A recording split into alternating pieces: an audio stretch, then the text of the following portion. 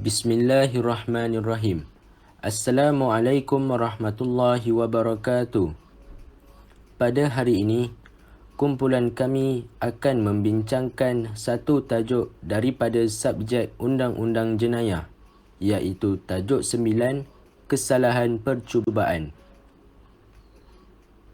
Kumpulan kami terdiri daripada 3 orang, iaitu Muhammad Ikmal Shazmi bin Kamarul Zaman, Amir Haziq bin Azhan, Fahim Fidai bin Fazli. Pensyarah yang terlibat dalam beri tunjuk ajar bagi subjek Undang-Undang Jenayah ini ialah Dr. Muhammad Ramzi bin Zakaria.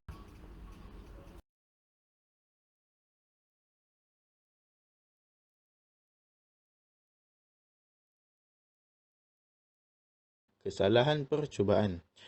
Kesalahan percubaan merupakan undang-undang jenayah mempunyai 4 peringkat perbuatan atau tindakan yang perlu dilalui sebelum menjadi kesalahan jenayah yang boleh dikenakan hukuman di sisi undang-undang. Antara peringkat-peringkat berikut ialah: peringkat pertama, niat seseorang untuk melakukan sesuatu jenayah seperti ungkapan mensri, iaitu sesuatu perbuatan atau tindakan bukanlah sesuatu jenayah kecuali disusuli dengan niat jenayah. Meskipun niat jenayah tanpa susuli dengan tindakan dan perbuatan, maka ianya bukanlah dikira sebagai jenayah. Manakala peringkat kedua pula ialah merupakan suatu percubaan atau persediaan, melainkan beberapa kategori yang dikecualikan untuk suatu percubaan itu yang tidak boleh dikenakan hukuman, di mana suatu percubaan itu merupakan sebuah kesalahan yang sangat tepat dan khusus.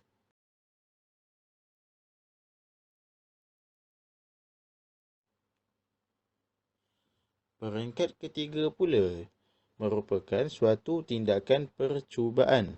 Seseorang yang melakukan kesalahan pertamanya mestilah berniat untuk melakukan kesalahan tersebut, kemudian disusuli dengan persediaan untuk melakukannya dan kemudian mencuba melaksanakan kesalahan tersebut. Setelah kesalahan tersebut berjaya dilaksanakan, maka ia telah melakukan kesalahan yang lengkap, yang ini sempurna dan boleh dikaitkan dengan hukuman undang-undang. Manakala pada peringkat keempat pula adalah sekiranya suatu percubaan itu tidak berjaya atau gagal, maka perbuatan jenayah itu adalah tidak lengkap. Tetapi undang-undang juga masih boleh menghukum seseorang yang dalam percubaan melakukan jenayah tersebut. Suatu percubaan dikenakan hukuman kerana setiap bentuk percubaan, sama ada berjaya atau gagal, akan memberikan suatu gambaran perbuatan jenayah tersebut.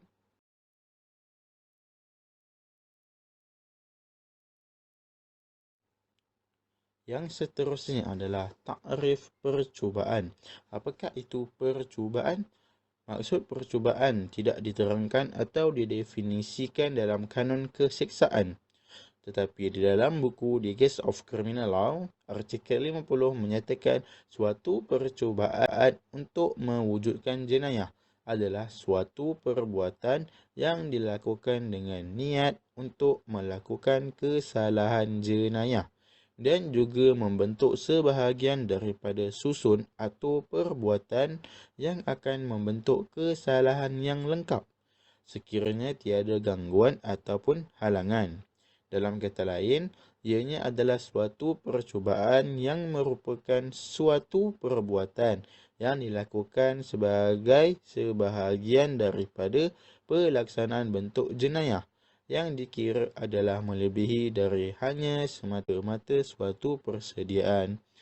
Manakala dengan keadaan begini, seseorang itu boleh dihukum sebagai percubaan melakukan jenayah di bawah Undang-Undang Jenayah.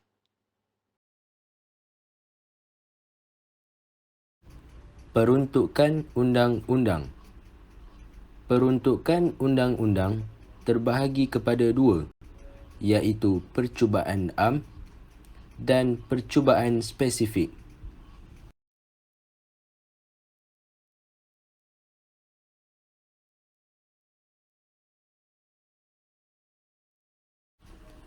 Bagi percubaan am, Seksyen 511, seksaan kerana mencuba melakukan kesalahan-kesalahan yang boleh diseksa dengan penjara. Sebagai contoh, A. Membuat percubaan mencuri barang dengan memecahkan sebuah peti. Namun, didapati peti tersebut tiada apa-apa barang di dalamnya. Ia telah membuat suatu perbuatan bagi melakukan kesalahan mencuri dan oleh sebab itu adalah melakukan kesalahan di bawah seksyen ini. Dapatlah dilihat bahawa wujud dua syarat bagi membolehkan seseorang itu didakwa melakukan jenayah. Yang pertama, cuba melakukan sesuatu perbuatan yang salah atau menyebabkan kesalahan itu dilakukan. Dan yang kedua, dalam percubaan itu telah melakukan apa-apa perbuatan bagi melakukan kesalahan itu.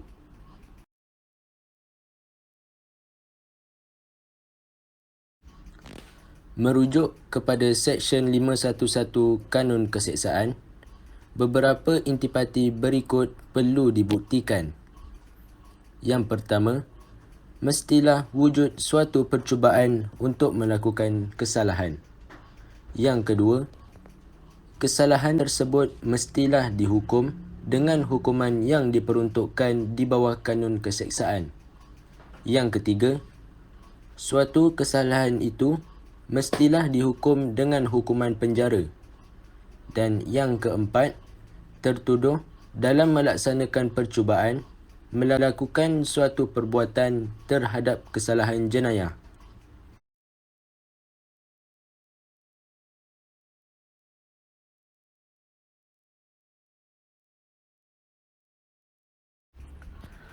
Percubaan spesifik. Dalam beberapa perkara, percubaan itu sendiri telah pun menjadi satu kesalahan yang berasingan dan tersendiri daripada maksud percubaan mengikut Seksyen 511 Kanun Keseksaan. Dapatlah dikatakan bahawa peruntukan Seksyen 511 Kanun Keseksaan tidak akan terpakai bagi kes-kes percubaan yang mana hukumannya dinyatakan secara nyata dalam kanun keseksaan.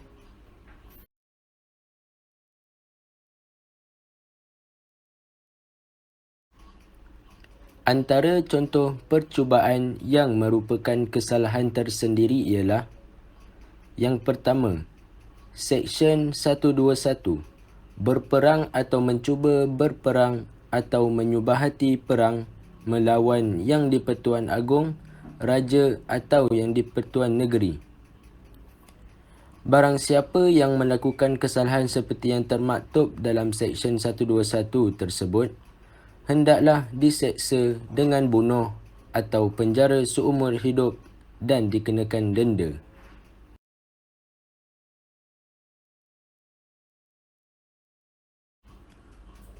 Contoh yang berikutnya, Seksyen 125, berperang melawan mana-mana negara yang berdamaian dengan Yang di-Pertuan Agong.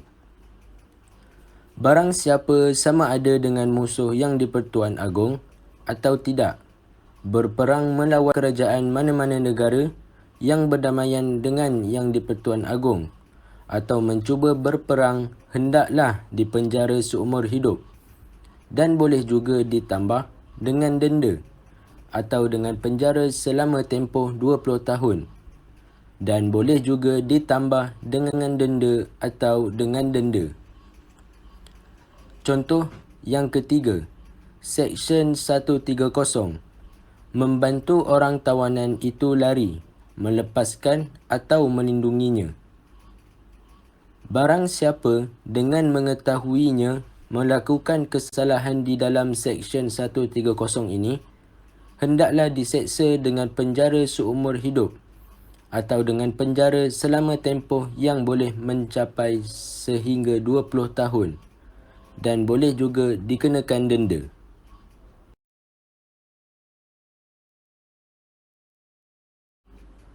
Seksyen 196. Menggunakan keterangan yang diketahui sebagai palsu. Barang siapa menggunakan atau mencuba menggunakan dengan cara tidak jujur sebagai keterangan yang benar atau betul, apa-apa keterangan yang diketahui sebagai palsu atau direka, hendaklah diseksa sama seperti seolah-olah ia memberi atau mereka keterangan palsu. Seterusnya, saya akan menyambung kepada bahagian undang-undang bagi kesalahan percubaan. Di sini terdapat dua bahagian, iaitu mens rea dan actus reus. Apakah yang dimaksudkan dengan mens rea? Mens rea di sini bermaksud di bawah keadaan common law, seseorang itu boleh dipersalahkan kerana mencuba untuk melakukan kesalahan sekiranya orang itu mempunyai niat untuk melakukan suatu kesalahan yang lengkap. Walaupun sekiranya kesalahan lengkap boleh dilakukan dengan pengetahuan atau cuai, hanya niat adalah perkara yang penting bagi percubaan untuk melakukan kesalahan tersebut. Seterusnya, actus reus. Actus reus di sini bermaksud dalam keadaan ini, persoalan dan masalah yang sering timbul adalah berapa banyakkah tindakan yang diperlukan sebelum seseorang itu dapat dikatakan melakukan percubaan jenayah.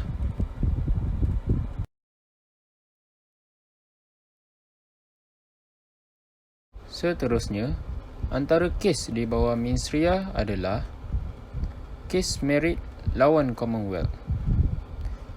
Kes ini menyatakan bahawa semasa seseorang itu boleh didapati bersalah kerana membunuh walaupun tiada wujud niat sebenar untuk membunuh, seseorang itu tidak boleh didapati bersalah kerana percubaan untuk membunuh, melainkan dia mempunyai niat yang khusus untuk membunuh.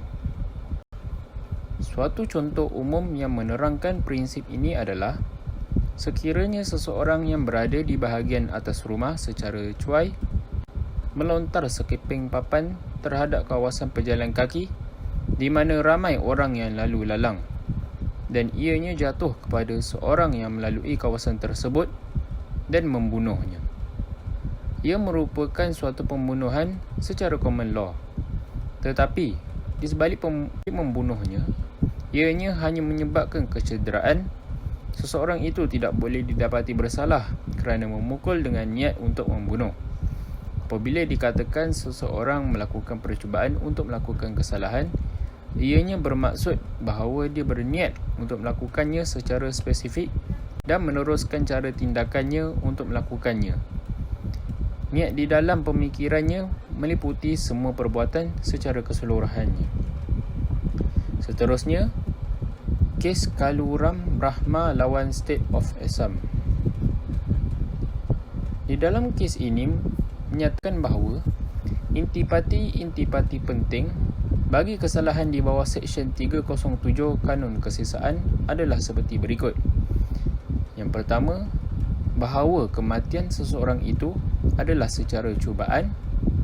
Yang kedua, bahawa kematian itu adalah yang disebabkan oleh cubaan atau akibat daripada perbuatan tertuduh. Dan yang terakhir sekali, tertuduh mengetahui berkemungkinan mengakibatkan kematian. Seterusnya, kes State of Maharashtra lawan Rambama Patel. Di dalam kes ini juga menyatakan bagi menjustifikasikan suatu sabitan di bawah Seksyen 307 Kanun Kesesaan adalah tidak diperlukan bahawa kecederaan tubuh badan berkeupayaan untuk menyebabkan kematian perlu dikenakan. Walaupun bentuk kecederaan yang sebenarnya dikenakan selalunya memberikan bantuan pertimbangan dalam mencapai suatu keputusan mengenai niat tertuduh Niat tersebut boleh juga diperolehi dari lain-lain keadaan persekitaran dan kadangkala dalam sesetengah kes diketahui tanpa apa-apa rujukan pun kepada perkataan sebenarnya. Adalah tidak diperlukan bahawa kecederaan sebenar yang dikenakan kepada mangsa serangan adalah mencukupi dalam keadaan yang biasa menyebabkan kematian orang yang menyerang. Apa yang diperhatikan oleh pihak mahkamah adalah sama ada perbuatan itu tanpa mengira keputusannya dilakukan dengan niat atau pengetahuan dan di bawah keadaan-keadaan persekitaran yang disebutkan dalam seksyen ini. Suatu percubaan itu bagi menjadikannya jenayah, tiada perlu tindakan yang kedua adalah mencukupi di sisi undang-undang sekiranya terdapat suatu niat bersama-sama dengan perbuatan secara terang-terangan semasa pelaksanaannya.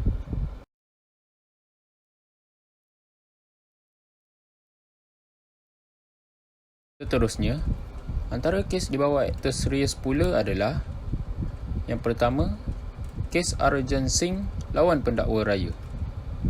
Di dalam kes ini menyatakan bahawa semata-mata menulis dan menyimpan surat tersebut bukanlah suatu percubaan memeras ugut, tetapi hanyalah setakat tindakan persediaan terhadap pelakuan kesalahan tersebut. Perkara utama kesalahan peras ugut adalah meletakkan seseorang lain dalam ketakutan kecederaan dan bagi menyokong sabitan suatu percubaan peras ugut, orang yang memeras ugut itu akan melakukan sesuatu tindakan selaras dengan niat tersebut. Atas alasan ini, sabitan terhadap tertuduh diketepikan dan rayuan perayu dibenarkan. Dan yang kedua, kes pendakwa raya lawan Zainal Abidin bin Ismail. Di dalam kes ini menyatakan bahawa suatu tindakan untuk melakukan kesalahan mestilah melebihi dari tindakan persediaan, tetapi mestilah juga yang paling hampir dan bukan semata-mata terasing berkaitan dengan kesalahan itu. Dengan memakai ujian ini, saya mendapati sungguh pun dia gagal untuk memasukkan kemaluannya ke atas gadis itu kerana tidak berupaya untuk mencapai ketegangan. Tertuduh masih mencuba untuk memasukkan kemaluannya dan tindakan persediaan yang diambil bagi kesalahan ini, iaitu dengan berbaring di atas mangsa dengan niatnya untuk melakukan hubungan jenis adalah memadai bagi kesalahan percubaan merogol.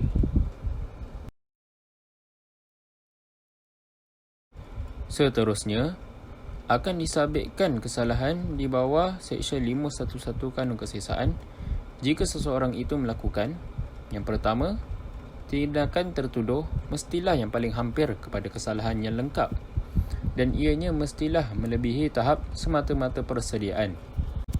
Yang kedua, tertuduh mestilah melakukan beberapa tindakan terhadap pelaksanaan kesalahan tersebut.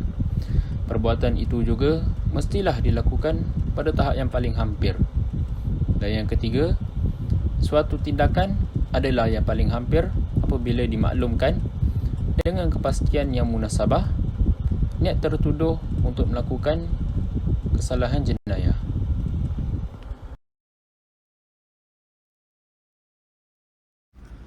Kesimpulan. Sebagai kesimpulan yang dapat dibuat berdasarkan tajuk ini, kesalahan percubaan juga merupakan suatu kesalahan jenayah yang boleh dikenakan hukuman berat seperti bunuh, penjara dan denda dengan jumlah wang yang sangat banyak. Oleh itu, setiap masyarakat haruslah mengelakkan diri daripada melakukan atau bersubahat sekalipun dalam kesalahan percubaan ini. Hal ini kerana pelaku akan dikenakan hukuman yang setimpal dan akan meninggalkan kesan yang sangat mendalam terhadap dirinya mahupun keluarga pelaku tersebut.